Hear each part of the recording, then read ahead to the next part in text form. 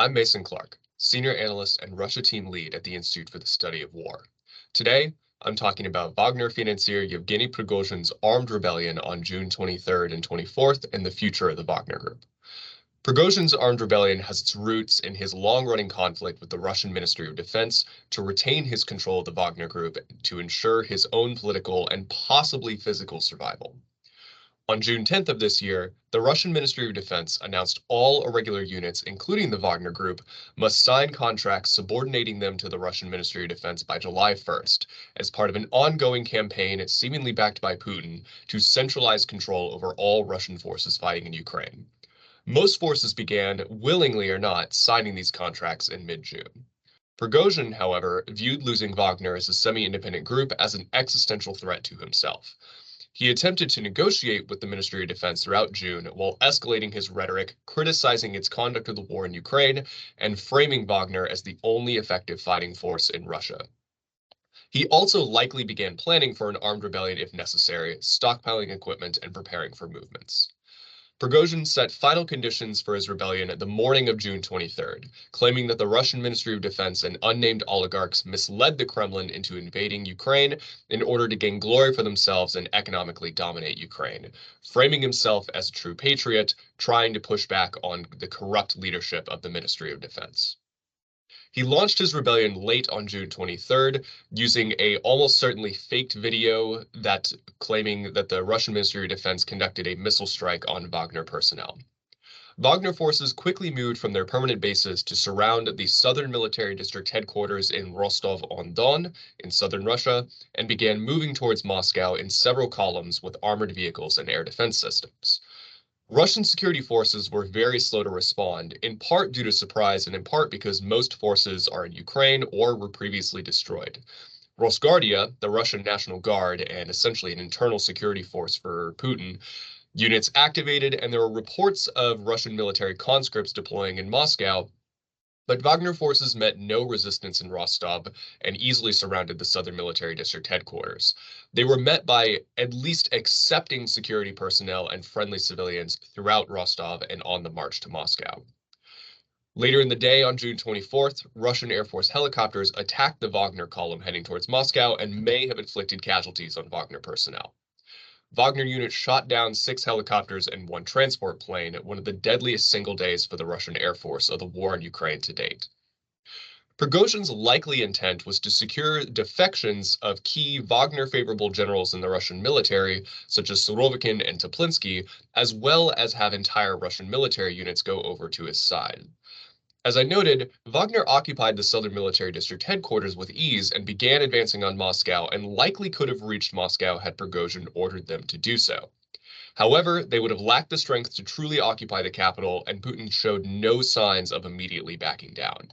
He gave a speech early on June 24th, indirectly referring to Prigozhin as a traitor and warning of a repeat of the 1917 revolution, and the FSB, Russia's internal security organ, opened criminal charges against Prigozhin and the Wagner Group. While local forces failed to fight Wagner, certainly a severe problem for Putin, they also did not go over to Wagner's side as Prigozhin likely hoped, and many of Prigozhin's allies in the Ministry of Defense and Russian government immediately denounced his armed rebellion. Putin elected to fully back the Russian Ministry of Defense, which has proven consistently loyal to him against Prigozhin. And Prigozhin likely incorrectly assessed that he would be able to blackmail Putin into meeting his goals of getting rid of Russian Defense Minister Sergei Shoigu and Chief of the General Staff Valery Gerasimov. However, when that did not happen, Prigozhin likely saw his chances diminishing and was averse from getting involved in what would likely be difficult fighting in Moscow itself or in Rostov. Late on June 24th, Prigozhin, Belarusian President Lukashenko, and later Kremlin spokesman Dmitry Peskov announced that Lukashenko mediated a deal to end Prigozhin's rebellion, likely after Prigozhin realized he would not secure these MOD defections. Details of this deal have emerged over the following days, with Putin articulating on June 26th that the following were the terms. Prigozhin would be allowed to flee to Belarus, and Wagner fighters would have 3 options: following Prigozhin to Belarus, demobilizing, or signing direct contracts with the Russian military. Wagner forces appear to have been returning to their permanent bases, although not all of them have yet returned to their permanent deployment points. The immediate outcome of the rebellion remains unclear, and the announced deal is unlikely to be a permanent solution, and the Kremlin faces a deeply unstable equilibrium. However, Prigozhin's attempt to retain the independence of the Wagner Group has essentially failed. The Kremlin almost certainly intends to leverage Wagner Group combat power in some form, but eliminate its independence, primarily by directly signing Wagner personnel on to the Russian Ministry of Defense or possibly retaining it as a cohesive entity under a new structure, but that is unclear as of this time. There will likely be heavy animosity between what remains of Wagner and the Russian Ministry of Defense, more so than before, due to the rebellion and the shoot down of Russian aircraft. Defense Minister Shoigu and Chief of the General Staff Gerasimov's positions remain unclear, but they are likely secure in the near term, and Putin has been publicly signaling his support for them on June 26th and 27th. Prigozhin has tried to convince Putin of his loyalty following the rebellion, interestingly claiming that he simply showed security problems in the Russian Federation, and that if all Russian forces had been effective as Wagner, they would have been able to capture Kiev early in February 2022. But Putin is not accepting it and is framing Wagner Group fighters individually as patriots, likely to gain their loyalty, but being very clear that they were misled by Prigozhin and other Wagner Group leaders into a rebellion attempting to blackmail the Kremlin.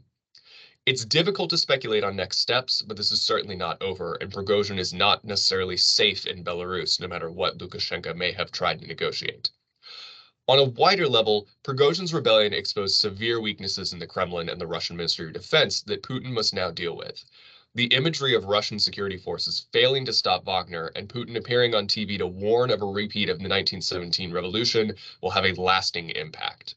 Prigozhin's successful rapid drive likely demonstrated the utility of having an independent armed force to other actors in Russia, and the use of private military forces in various guises will likely proliferate in the near future.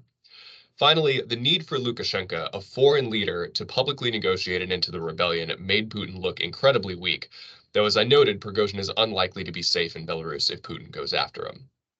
What does this all mean? In the near term, the Kremlin will likely seek to integrate Wagner's combat power into Russian Ministry of Defense structures, though that will likely face some complications. Prigozhin will be fleeing to Belarus, though he has not been definitively located, though it is unclear if he will be safe there in the long term if the Kremlin intends to continue pressing charges against him for treason. It's unclear in what form, if any, the Wagner Group will survive. There has been some speculation that those that flee to Belarus will operate in some new form, though that would certainly be an interesting decision by the Kremlin to allow Lukashenko that sort of latitude. They may be allowed to deploy internationally again under the auspices of the Kremlin, but many things remain unclear at this point in time, and I do not wish to speculate. In the long term, while Putin certainly survived, as did Shoigu and Gerasimov, this showed severe weaknesses in the Kremlin's internal security and was the most direct challenge to Putin of the war to date that will have lasting implications on his regime and its stability.